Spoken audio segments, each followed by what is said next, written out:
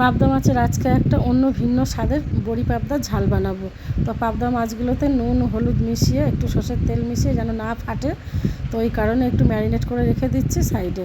15 minute রেখে দিতে হবে ম্যারিনেট করে। এরপরে একটা মিক্সিং জারে 2 চামচ পোস্ত, 2 চামচ সর্ষে, 2 চামচ সাদা তিল, একটু কাঁচা লঙ্কা, একটা টমেটো, একটু কাজু বাদাম দিয়ে ভালো করে একটা মিক্সিতে আমি পেস্ট করে রেখে দেবো। আর সাদা কালো সর্ষে দিয়েছি কিন্তু। তো এবার একটা কড়াই বেশ গরম হয়ে গেলে বেশ খানিকটা বড়ি ভেজে আমি তুলে নেব। এই বড়িটা দিয়ে ঝাল বানালে কিন্তু খুব ভীষণ সুন্দর লাগবে। আর ওই কড়াইয়ের মধ্যে আবার একটু নুন দিলাম, দেওয়ার পরে পাবদা মাছগুলোকে দিয়ে একটু লাল লাল করে কড়া করে ভেজে নিতে হবে। আর পাবদা মাছটা কিন্তু ঢাকা দিয়ে ভাজতে হবে, নাহলে ছিটকে আসবে।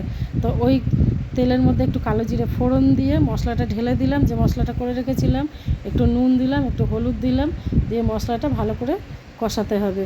আর যেহেতু কাজু দেওয়া তাড়াতাড়ি কষেও যাবে আর ঘন হয়ে গ্রেভিও হয়ে যাবে। ব্যাস আমার গ্রেভি তৈরি। জল ঢেলে দিলাম, দিয়ে ঝোল তৈরি করে নিলাম, দিয়ে মাছটা দিয়ে দিলাম, দিয়ে ফুটে উঠলেই একদম আমাদের গরম গরম বড়ি পাবদার ঝাল রেডি।